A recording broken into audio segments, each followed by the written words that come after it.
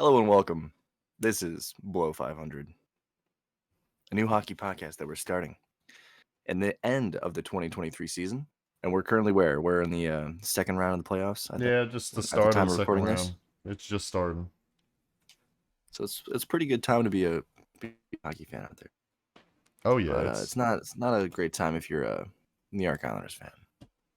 no, not at all. Not at all. It was rough ending to the season, honestly, going down to the Canes like that.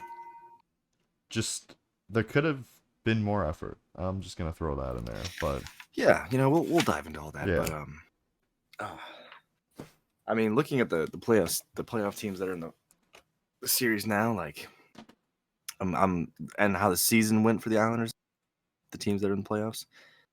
It was a pretty good season. I mean, looking back on the Islanders, we had what? A Vesna season. for Sorokin, Sorokin. definitely, yeah. Sorokin We really had showed 75 points from Nelson. 75. Barzell, Damn. 50 points. Lee, 50 points. And the next closest would be Pajot with 40. Damn. Because I'm counting Horvat as only having 16 points technically with the Islanders. Yeah. But all those players contributing to a 42 win, 1 loss season, 93 points. Yeah, it's pretty First solid. wild card. There could be more to complain about, but there also could be more to write home about. Yeah. It was like a hit or miss season, honestly. There was some really bright spots, and then there was just like, what the hell's going on? So, I mean, I think one of the highs of the season was definitely like the third period comebacks that they would have. oh yeah, that was like early on Especially- in the season. I think there wasn't too much of it near the end, but early on it was No. ridiculous. It was just like constant comebacks. I think that's a personal high of mine though, because I was at MSG for that comeback win against the Rangers, Mm-hmm. and I thought that was one of the best memories of the season for me because I was at that game. Yeah, that's fair. That's cool. But yeah, so this is a podcast where we will talk about Islanders hockey, also some other hockey that's going around. I mean, there's stuff that happens every night that we want to talk about. But we'll structure this talking about the Islanders. Since we're in the offseason now, we're going to talk a little bit about the season, a little bit about the playoffs, a little bit about the future, Mhm. kind of a past, present, future situation to start this podcast off. But yeah, we're kind of talking about the past already, but I mean, looking at the point production from players and the scoring, I still think we need something else, but it's not terrible numbers. No, it's not absolutely horrendous. It's kind of in the middle. I don't know. Would you say middle of the league, or like I think probably middle lower in the league in scoring for Like the a midfield, Islanders, yeah. midfield range, yeah. Where they need like one more player at least just to boost. Because getting Horvat, I still think, like I'm kind of torn on it, 50-50, because you could look at it and be like, okay, he should have done a lot more, but also, Right. he hasn't had a full season with us, so I kind of want to wait and see True. what happens next year. But I think adding him on could still be good for us, and then maybe adding on someone else, but I don't know who. We'll go into that more though when we talk about the contracts and everything. Right. But I agree. I mean, Horvat's one of those people, like the Horvat trade could be a high or could be a low for anybody. And honestly, I kind of have that trade in both my highs and my lows because oh yeah, I mean, he came to the team, he only had 16 points from trade deadline, and he was great with Barzell. And then obviously one of the lows of the season was Barzell getting injured.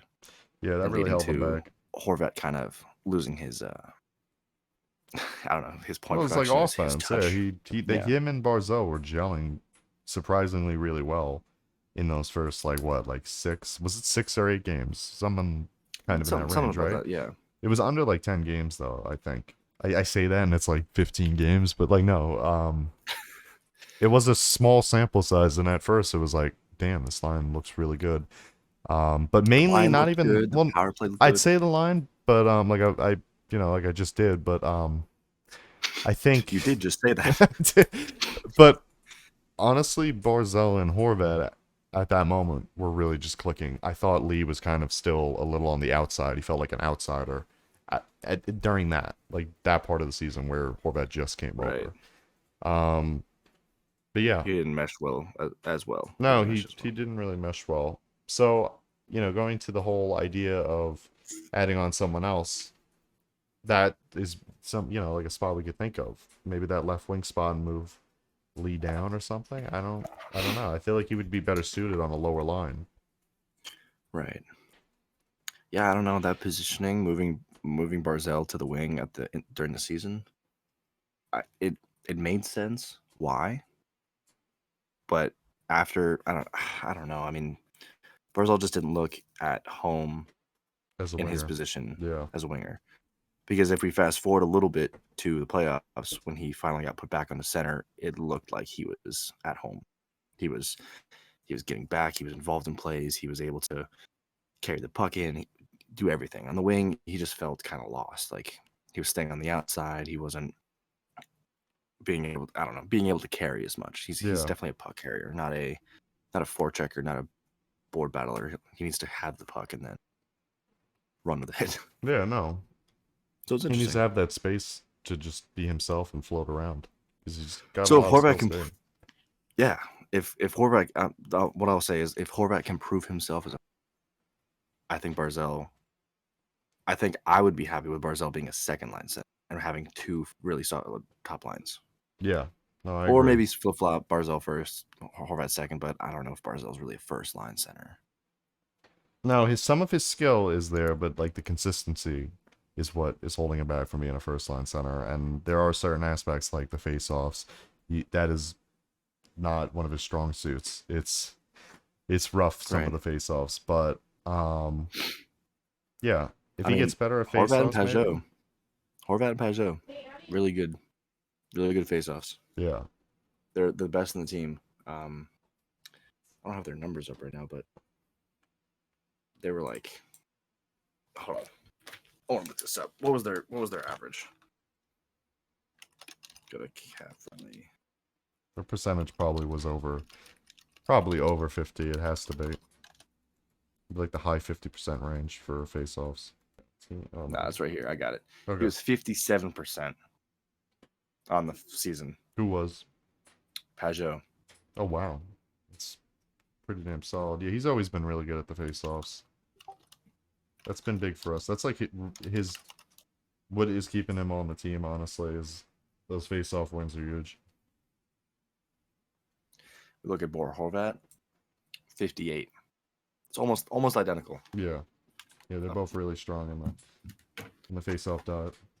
That's why I think Bo can keep that first line center because of just how consistent he is, which is another one of my lows for the Islanders this season was the inconsistency in mostly all categories. Wins, road wins, home wins, like they were almost even on home wins. I think they had 25 home wins and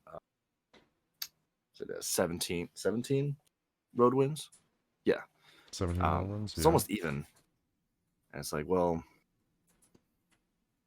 is UBS like do we have that home field advantage or is it just inconsistent? I don't know. But it's the inconsistency needs to be solved. Yeah. By GM, by coach, by a full season together. I don't know. Or maybe even Something adding on like out. a new player or a new like couple of players, like maybe there's someone Right. Just not gelling with the squad. I don't know. I highly doubt that, honestly, but I mean, I think that kind of dwells into some of the talks about the state of the team, like the contract negotiation this offseason is like, oh yeah, who do you move? Who do you keep? How do you change the state of the team? Yeah. But I mean, that's kind of talking about the Islanders there, but like as the team, but what about the coaching staff? Like, what is your take on Lane Lambert after this season? Lane Lambert after this season. At times, I don't think we've actually talked about this. No, we really haven't. Too much. No, I feel like at times he was good. Like there wasn't ever a time though where I was like, damn, I'm really happy Lambert is the coach of this team. You know what I mean? Like, and that sounds really mean to Lambert, and I don't mean it that way. But like, come on, and compare. He's got big shoes to fill. He's taking Oh over for yeah, Barry Trotz. Like when you hear Barry Trotz as your coach, that is amazing. Like when we first found that out, or at least personally, when I first found out that Trotz was going to be the New York Islanders coach, I was like, okay, okay, that's saying something. You know, that's pretty good. That's pretty that's good. big. You know, but now Lambert's got to fill those shoes, and season wise, if you really look at everything for a first year job, he's done a good job. You I can't think take he's done that a good away job. from him. Getting to the playoffs, pushing a game six, even though it was a rough series to lose because of In the the playoffs, yeah. condition of the play in the playoffs. It was a rough series to lose because of the condition of the Canes team with the injuries and everything. But yeah, I thought he had a solid season, solid first year. I would not remove him. A lot of people probably are on that boat of firing him already or moving on to a new coach. It depends because I've heard people say Laviolette as a head coach, and I'm like, he's good, and he started off his career as an assistant coach to Al Arbor on the Islanders, so I was like, that might be Interesting. interesting. Yeah, But I hadn't heard that. yeah, I hadn't heard well, rumblings about that. that's how That's old kind of that is. cool. But I've just seen people mentioning it, like, oh, that'd be a good move. But honestly, I feel like Lambert. Lively was what on the Predators for a while. Yes, he was on the Predators for a Is while. he coaching anybody right now, or is he out of Was the he? job? I don't know if he's actually coaching at the I moment. think he's not coaching right now because I think his last job was the Predators. I could be wrong about that if you want to just type that up and see. But You know um what? I think he might be the Capital coach right now. oh wait, yes, you're right. He was the Capitals coach. I think they fired him though. Did they fire him? I don't know No, why. I I'm think swear to God, I'm no. hearing about. I think he's still on the. I think he's still in the Capitals. Yeah, he's All still in right, the then I'm Capitals. gonna ignore what those people are saying about adding him on as the coach if he's not. But I mean, Maybe look his at the contract's Capitals up and the again. state of their team. They could easily fire their coach and move on. Yeah, I think. Well, Capitals themselves, I think, are heading in a different direction other than the playoffs. They're definitely going to be leaning more towards a Place rebuild. construction noises. My God, yeah, place construction. Um, but Jackhammer that shit. yeah, but no, Lambert has done a solid job as first year as coach. Yeah, Um, I've heard different things all season. It's I been rough. I think I don't even blame Lambert for this, but and we've had a lot of power play coaches. Like that's what I kind of want to focus on because that go Oh real boy. quick. Low of the team, big low for me, was Yep. the power play. This seems like the worst year of our power play, and our previous years, even with Trotz, the power play was kind of weak. But this year was horrendous, and that was literally a huge reason why we lost in this playoffs because we had chances. But we scored once. We scored on one power play. I think it was the Yeah. Palmieri tip. Yeah. Yep. And you just In what cannot. game? You're not Game gonna three? Game four? game Game three. three. Yeah. Yeah. And you can't. You're not gonna go far scoring one power play goal. And how many No. chances? Like I'm not. Especially when you're letting up power play goals to start the series, like the Islanders did. Like Yeah, you got to you be. got to answer back with something. Yeah, being so Otherwise, you're drowning undisciplined like they yourself. were earlier on in that playoff series. I mean, there were You have to some bounce back. questionable calls There were, but as an Islander fan, I will say, but doesn't matter. It's yeah. hockey. Like you got to deal with it. But going with the coaching staff there, I don't know on hand right now who the power play coach is. If you want to just look it up, but Oh, for the Islanders, I is it feel Doug like Huda? Doug what? Doug Is Huda? it Doug Huda? Is Doug Huda still on the I team? don't like, dude. But that's the thing. We've been through so many power play coaches. I think who was the first power play coach? Now I'm having a brain for it because I knew No, I his think it's name. Doug Huda.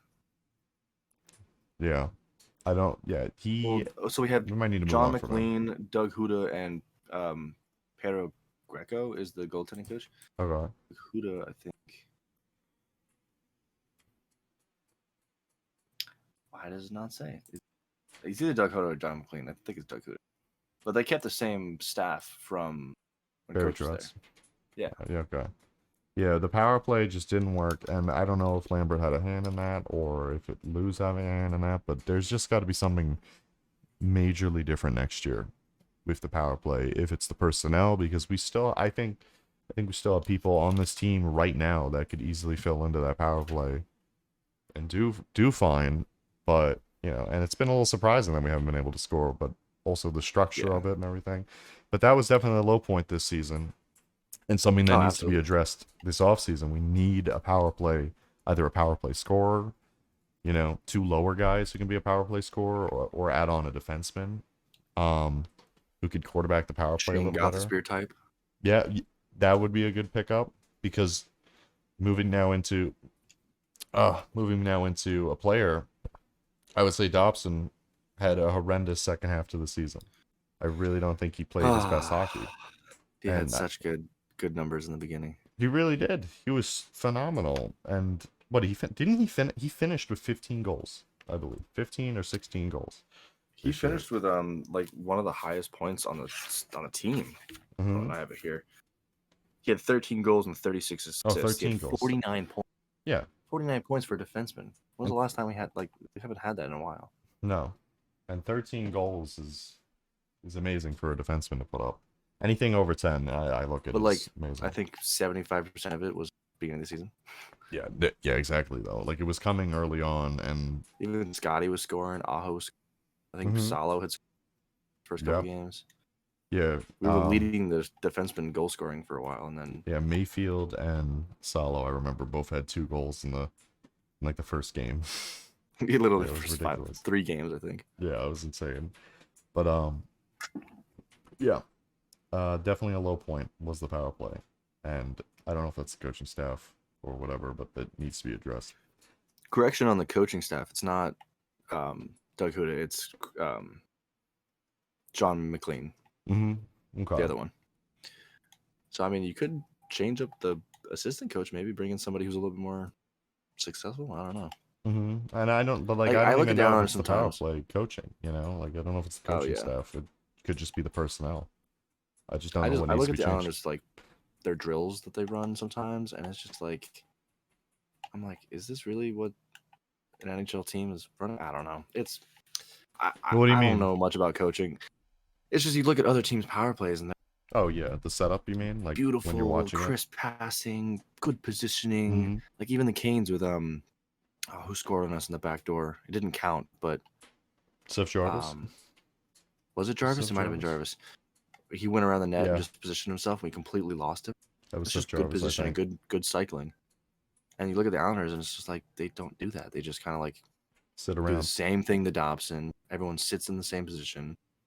No I one don't know. moves Or maybe around it's just me much, being. but like, It might just be being too critical, but yeah, but I think you can notice it where you watch all the power plays, and it's like everyone's kind of moving around.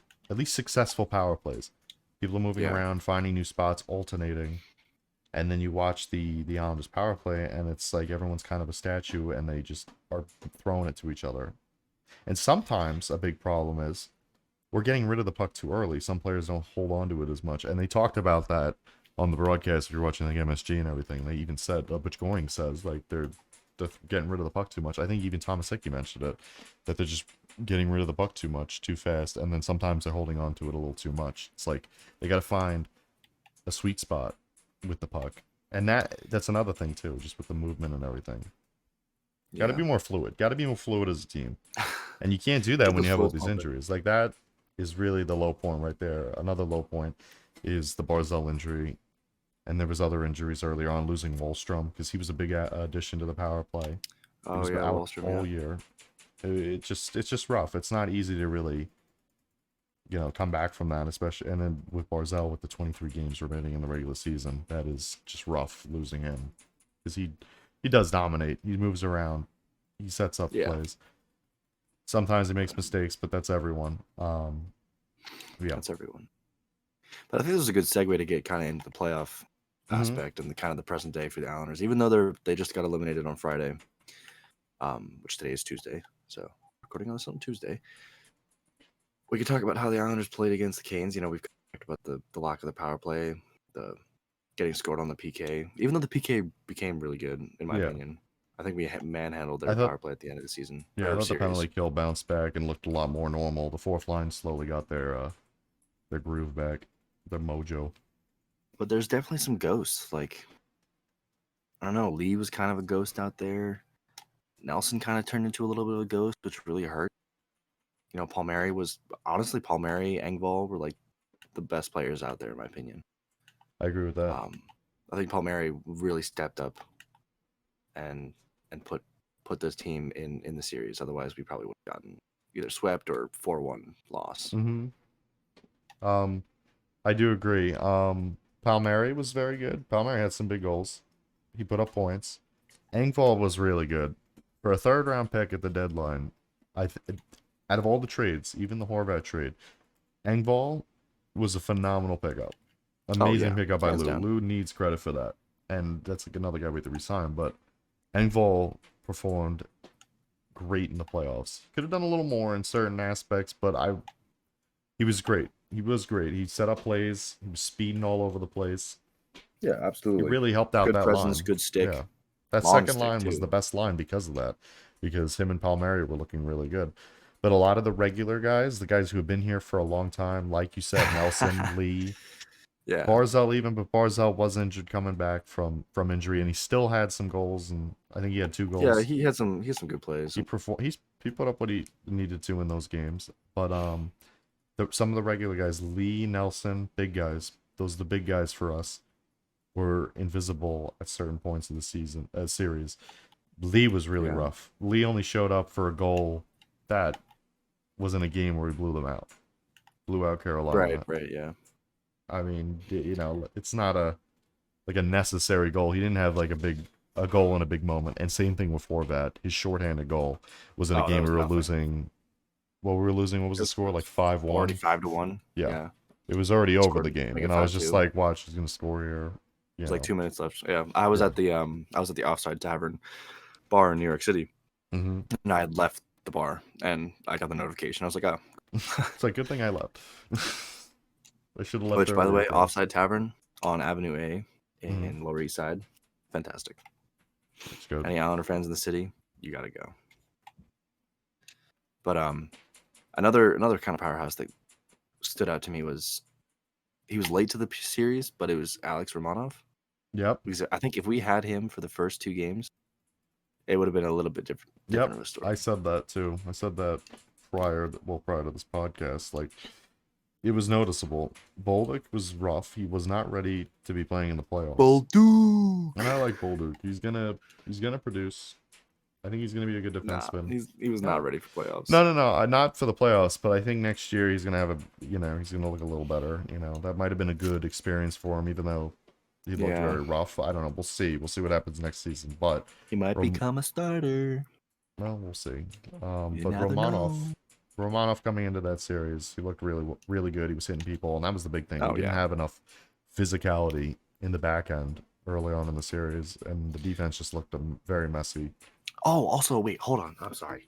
Pulock was amazing all series long. Yeah, he was a different player. It's like he flipped a switch from the regular season to playoffs. Oh my God. Yeah, he stepped up for Romanov when he was out for the first 2 games and then continued playing amazing. I think his best game, though, was the first game. Like, he was really noticeable, flying around, carrying the puck. And I was okay, all right, Pulock. He kind of waned off, but, like, still. Yeah, no. He still was very solid. But it's just kind of like, that's what we mean about the consistency of the team. It's like, where's that from Pulock? Like, he did it during the series. 6, I just want to see more of that from the rest of the team. It's like, then you got to know the competitive level and show up. And you can't look down at that. Like, I think the Islanders went into the series looking at the Canes because of the injuries that, we can beat them. This should be an easy series. Like, we lucked out not having to play Boston. And it's like, you got to still bring your A game and perform. Yeah, no, absolutely. It's kind of hard to watch. It's just, I don't know.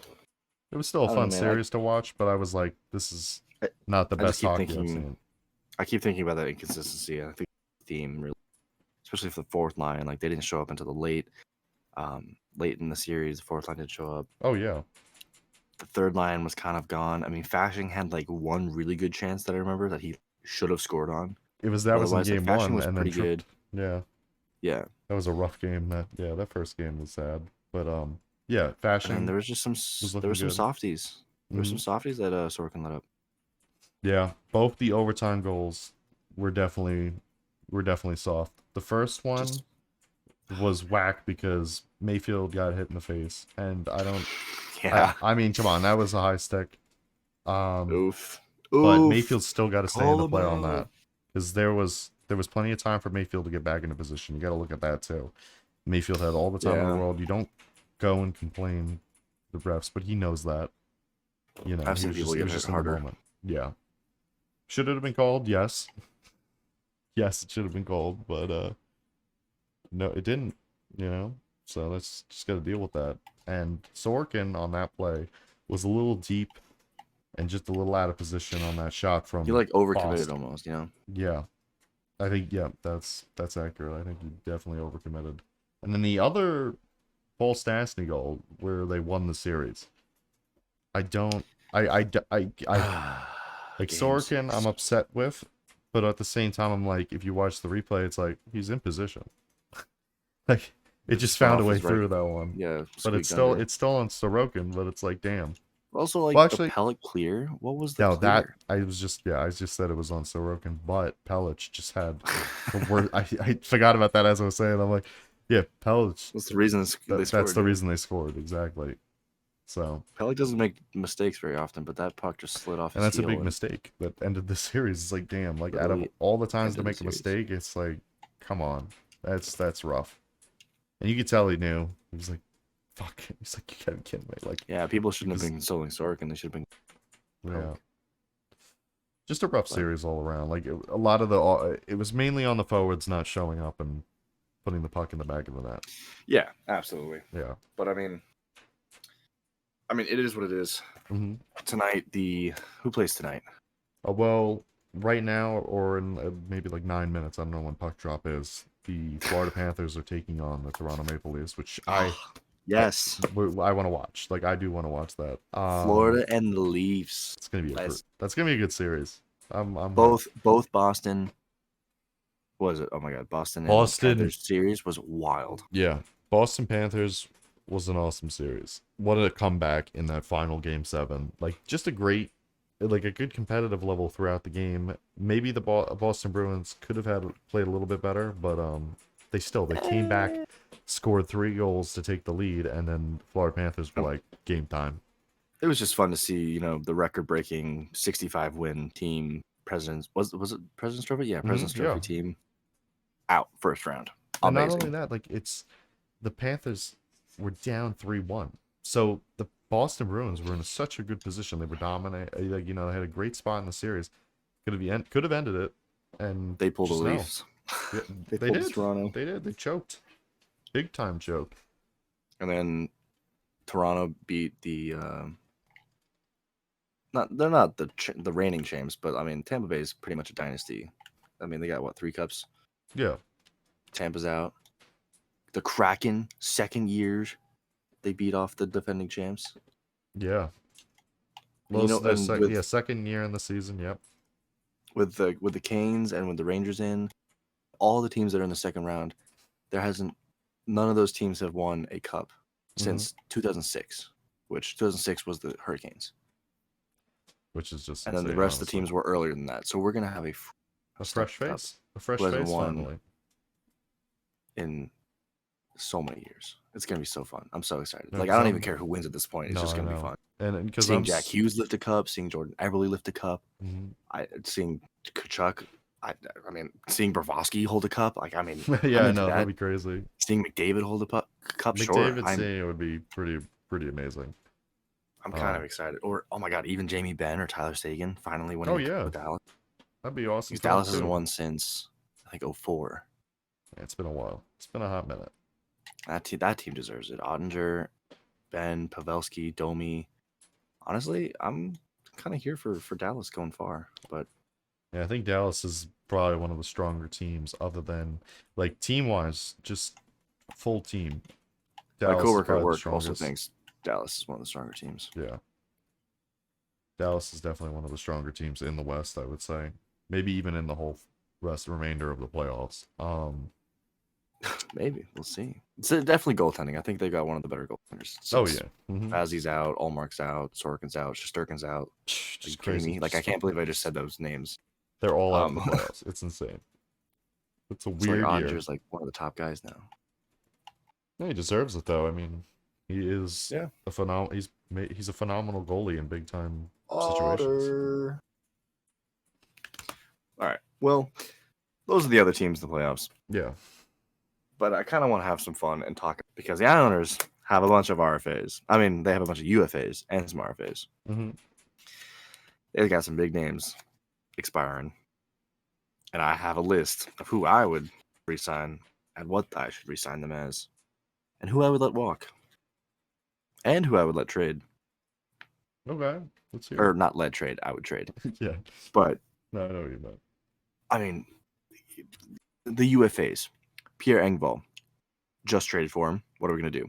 Zach Parise, does he retire? Does he do one more year? He just got quoted saying that he wants to come back to the Islanders or he'll retire. It's either or. So now it's kind of on Lou. Then we've got Scott Mayfield, who's kind of proving himself to be a reliable defenseman. Maybe Yeah, throughout his a team would pay tenure him. from here. I'm thinking a team would pay him a lot more than what we're paying him. Because we're only paying him, I think, 2.5 or something like that. Pretty cheap. Yeah, that's really an affordable contract for the Islanders currently. Oh yeah, So much it's a great value on it. contract for Yeah. him. Then there's Parker Wotherspoon, who is kind of our 7th D. Don't really know. Could be a two-way deal. Yeah. That'd be easy. Hudson Fasching was a UFA, just signed yesterday, a 2-year deal.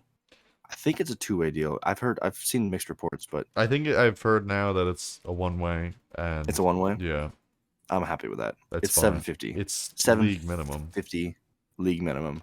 Are you kidding me? I had him in my book at $2 million. Yeah, like he played that well though. He finished with 20 I around 20 overvalued goals. him. Yeah. Granted, I'm not a GM, but I overvalued him, and Lou finessed a league minimum. Yeah. So that's one contract out of the way already. We don't even have to worry about it. From the RFAs, the restricted free agents, Wallstrom, Bolduc, and Skarek. Interesting lineup. Those are a lot of names. Just went through a lot of names. Yeah, you did. It's like a. Oh wait, no, I'm few sorry. lines I right missed there. one. I missed the big one.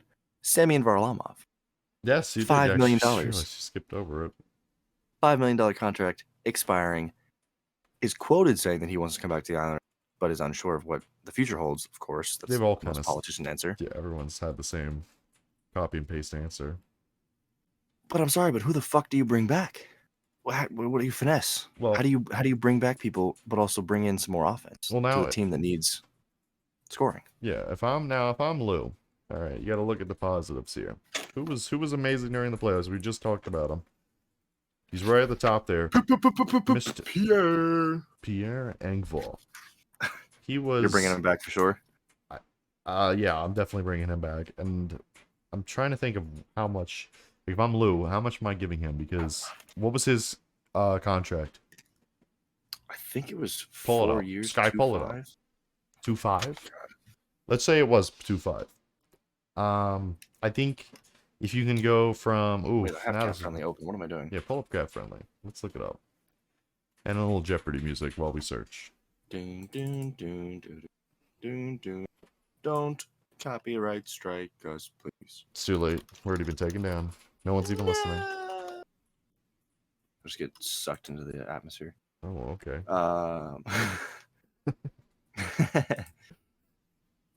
Hello. Okay, there it is.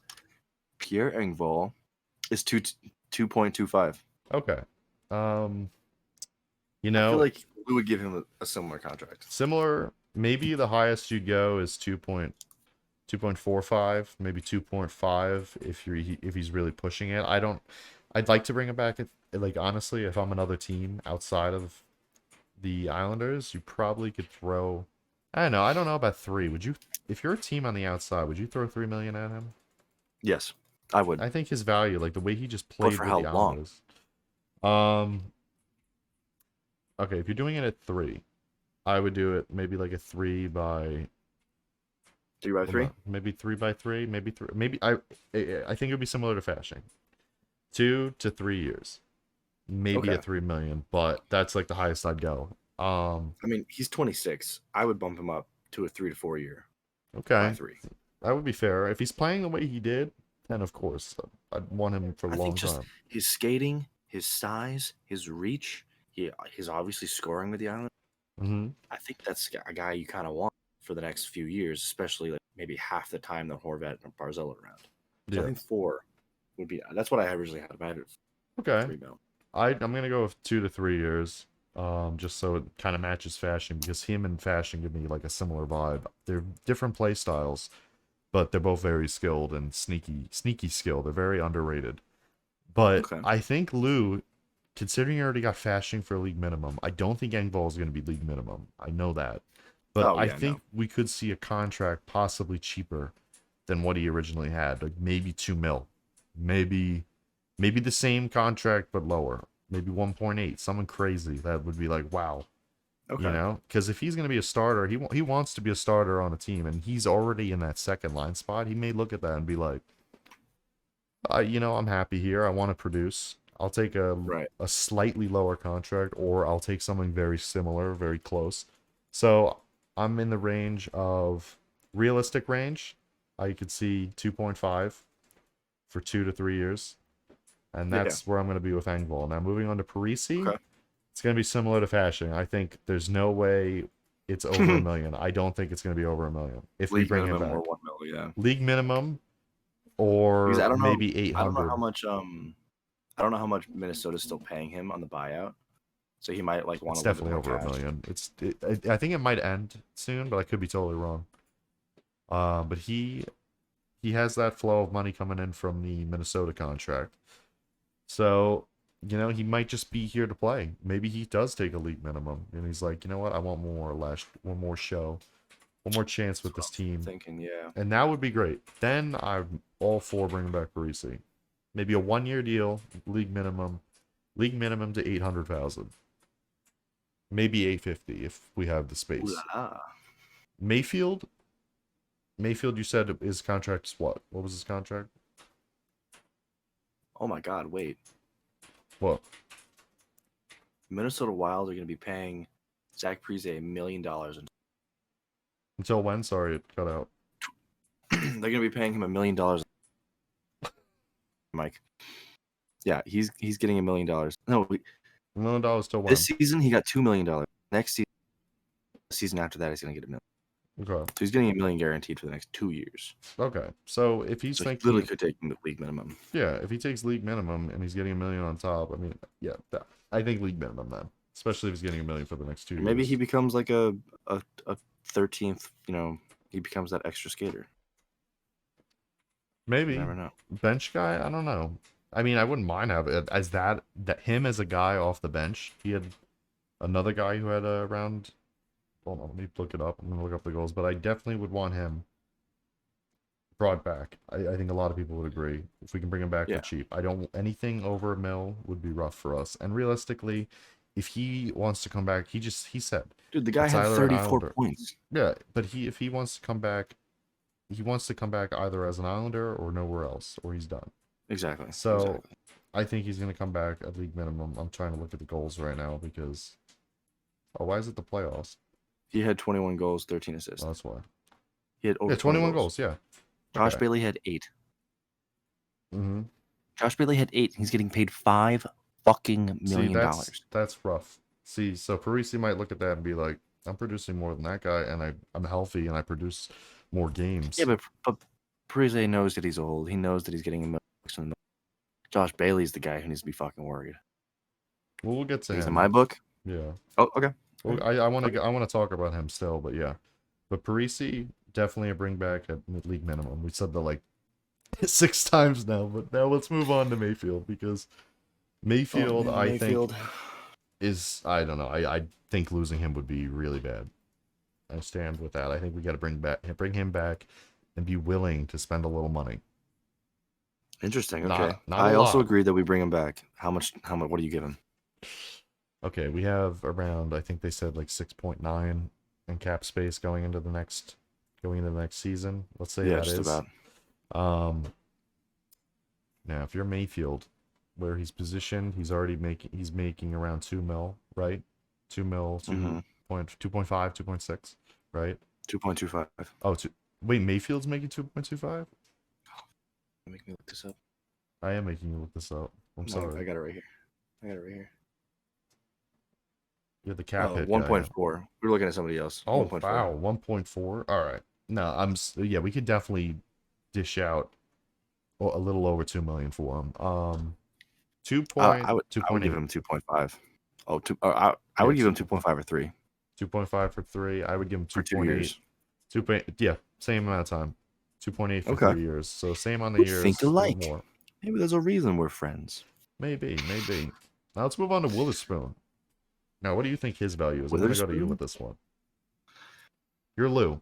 You're sitting in your little chair. Little chair. I don't know why little. No, you're sitting in your massive chair. All right, little office chair. You're looking at Witherspoon. 2 years. 2 years. Okay. 750. Two-way deal. All right. Now you got to think in Lou's shoes. All right. Clearly, Witherspoon's an up-and-coming defenseman. That's why I give him 2 years. Let him develop. Maybe bring him up in that second. Gonna give him 8 years. Year. $1 million. All right, now joke's over. No, same exact deal. I'm going with the same deal as you. 2 years at an entry level contract, or league minimum. League minimum. I was going to say what? He's already entered. He's re-entering a re-entry level contract.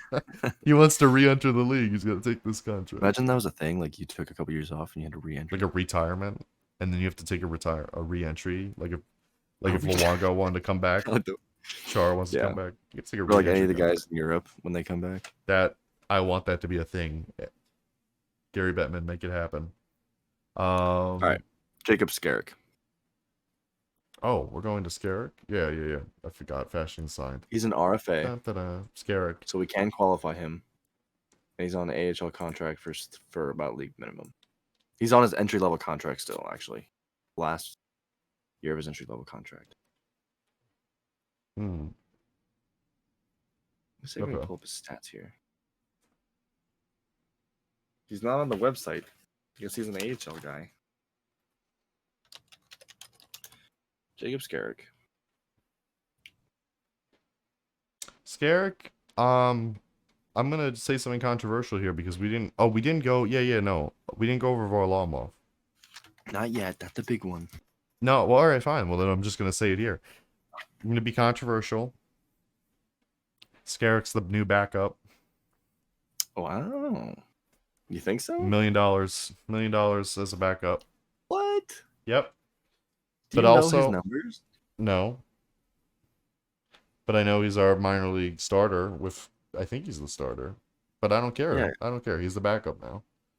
He hasn't had above a 900 save percentage. Played for Czechia, under 20 Czech Republic team. Exactly, he's a backup. Cheap backup. League minimum. I mean, all right. League minimum, not even $1 million. I was being a little generous to him now. I would just sign him to another. He pays us to be the backup. No, but I would think about that. Depending on Varlamov's contract or what he wants when Lou's targeted him. If he wants anything over 2.5. I know it's Varlamov, but he is 36. He's got to realize he's aging, and he doesn't play as much with Sorokin. That end of the season, Varlamov barely played. I know we said we weren't talking about Varlamov, but he didn't play. But yeah, I think if Varlamov's too pricey, then I would be risky and go with Skarek as the backup unless you find something in free agency. Interesting. Okay. I'm pushing him. Like, why not try it? Because look at Schmid for the Devils. Yeah, he's been an AHL guy, and he's coming up, and he beat the Rangers. I mean, come on, you never know. That's hockey. So I wouldn't mind giving him a chance. I mean, I would sign him to an AHL contract. Okay. I would still let Varley go, and I would go to free agency. Okay. All right. Do we have a free agent section in this? We do. Okay. Now I'm kind of curious. We do. I'm curious what you have as that backup option now, but don't go into it yet. We'll get there. Yeah.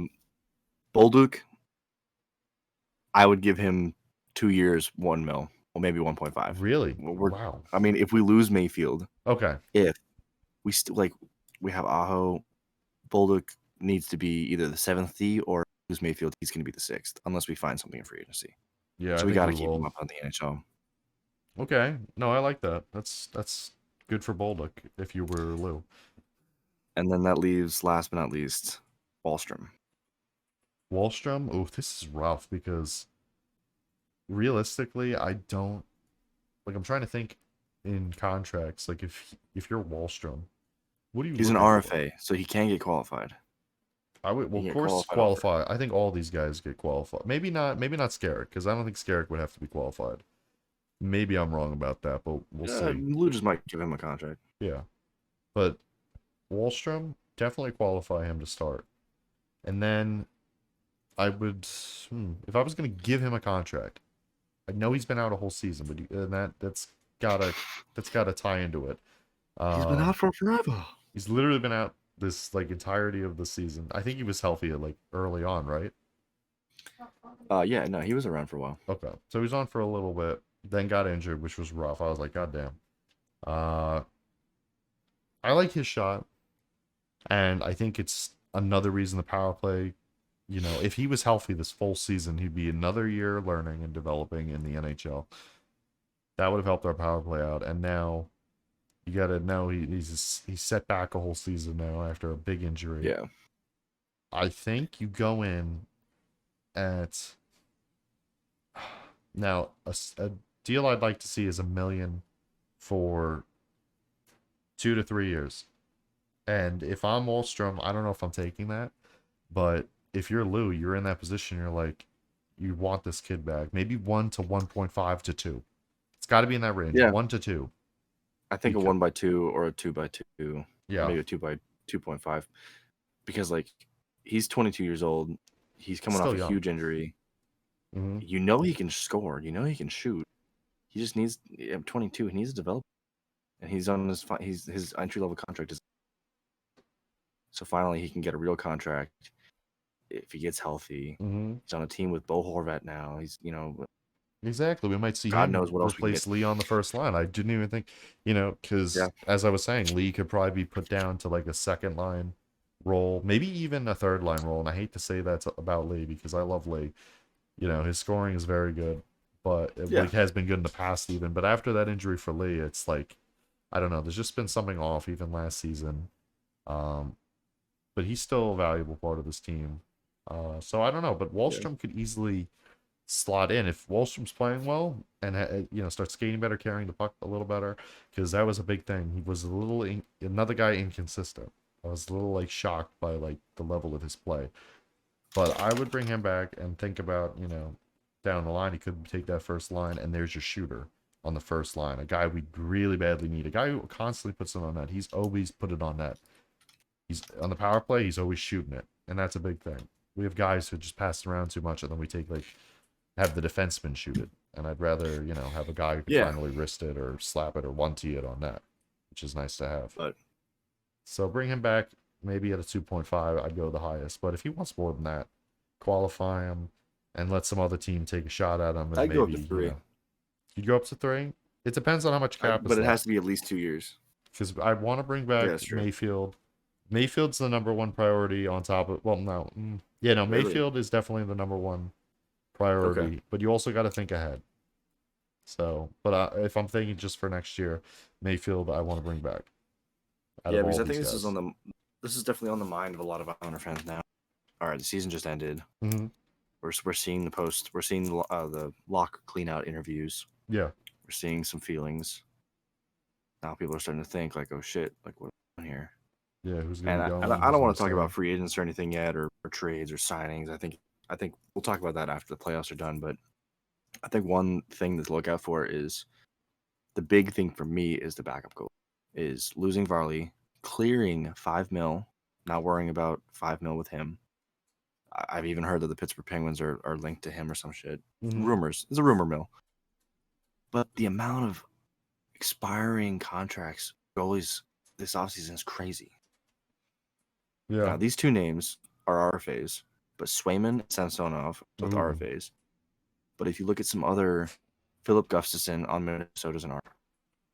Varlamov's a UFA. Alex Lyon is a UFA. Tristan Jarry's a Wow. Freddie Anderson's a Cam Talbot. Thomas Grice, never again. Sure. Mackenzie Blackwood. James Reimer. Jones. Jonathan Quick. I mean, not said a saying lot these of are names great already, but goalies, yeah. but like Matt Murray from That's what we the need to Dallas do. I think go back to Stars. Thomas Grice. I miss that man. No, Dude I'm was okay. phenomenal. Also, Laurent Brossoit from Vegas. Ooh. He's the UFA. Really? So, like, if Leonard Okay. comes back healthy, Logan Thompson comes back healthy, There's your is tandem Laurent in Brossoit Vegas. going to want to... Laurent Brossoit's not going to want to play in the AHL. Mm-hmm. He's going to want to start. He's literally leading the team through the playoffs right now. Mm-hmm. Which maybe they keep him and maybe they get rid of... But Logan Thompson's so good. Here, I'll say this. They got some good goalies.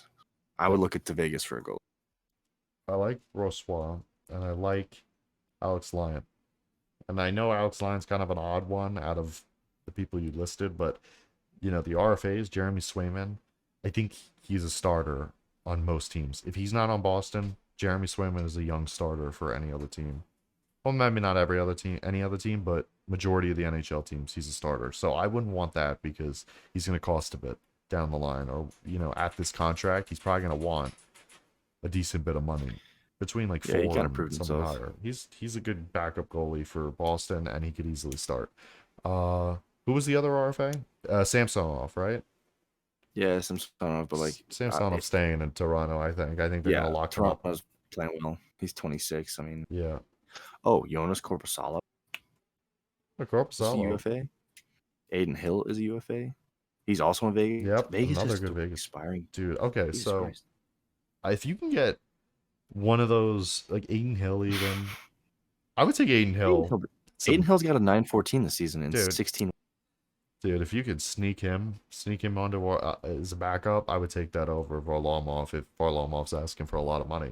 And I love Varlamov, and I'd like to bring him back because him and Sorokin are just good friends. You know, you kind of want that vibe there. You know, that might not be a good thing for Sorokin if we lose Varlamov, but I kind of doubt that. You know, Sorokin's kind of established himself on the Islanders. He's the big guy now. You know. No, definitely. But yeah.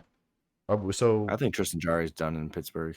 I think Varlamov is a great fit for Pittsburgh. I don't know if Pittsburgh's gonna go older, but they could. Maybe they will because they're like, you know, Varlamov easily could start for the team. Varlamov has a... I'm sorry, wait, look at this. Tristan Jarry.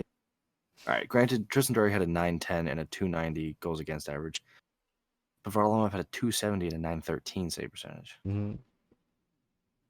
Granted, he didn't play as many, but like, I don't know. That's... I think even with even with a larger game sample size, Varlamov would still have better stats.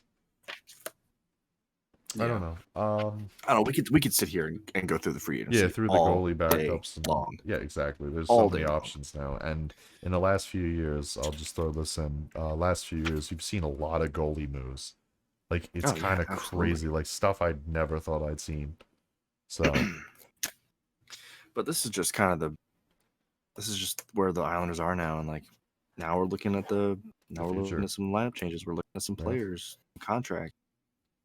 What is going to get the Islanders deeper into the playoffs? Because if we had, it's going to be controversial and kind of a hot take, but if we had John Tavares, or if we had Panarin, or if we had any of those big signings in the not even 2020, the 2021 Eastern Conference Final, we would have beaten Tampa. And then we would have beaten Canadians. Mm-hmm. Oh, yeah. In those years, anybody in the East would have beaten the Canadians. In those years, yes. If Tavares had stuck around, we would have had a cup in 2020. I feel like if Tavares was around, let's say Tavares, because he's the more reasonable one, and he was on the Islanders for a long period of time. If he had the mental, you know, if he mentally thought, I'm staying with the Islanders because this is... If he had his brain together. If he had a fucking mind of his own. No, but yes. Because, like, who in their right mind looks at a Stanley Cup winning GM coming in, a Stanley Cup coach coming in, and a pretty okay team? Like, it's not terrible. Came in, though? Or Trotz came in at the same time? Oh, shit. Did Trotz come in at the same time? I don't think he came in. I thought they came in at the same time. I could be wrong, but I don't think he came in at the same time. Hold on, I was just about to make a huge argument. If he does come in at the same time, then I agree. It's a little surprising. But Lou coming in is like, you know, they know these players. They hear about GMs and stuff through the grapevine.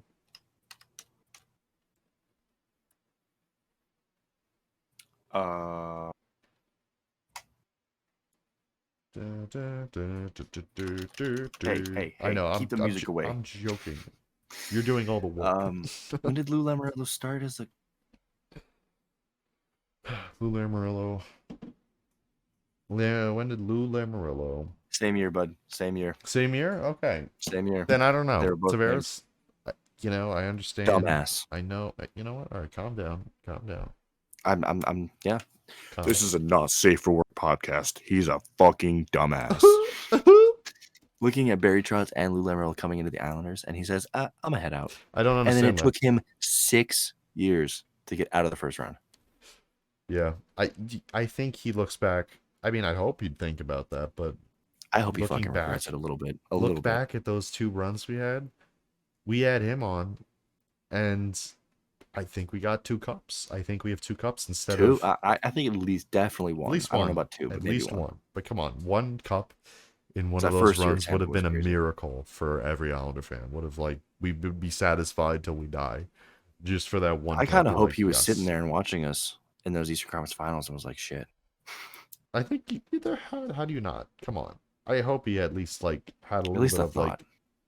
like was rooting for the Islanders to be, I like, like a little bit of care, a little bit of thought back to the Islanders. I feel like he's a good enough person to do that. Like at least he was a snake, but I mean, you called get him a drafted snake. somewhere, you play. Yeah. I mean, he is a snake, but you get drafted somewhere and you play for so long, you got to have a little bit of like, good for them. Yeah. Especially in like the COVID era, like I don't That know, was crazy. that's That kind was of the even last thing I crazier, wanted to too. say was Yeah. I think the Islanders could have a cup with No, I think that's that motherfucker. But see, this is where I was with the Horvat trade. I was like, this is a good trade at the time, even just at the time. But I was like, there's a chance this could have been like a too late of a trade. Like maybe we needed this, like someone like this earlier because of those runs. Like if we added on, going back to the Pajot. Now I'm just gonna be spitballing here real quick. Remember at Pajot, Mark Stone was an option at the trade deadline.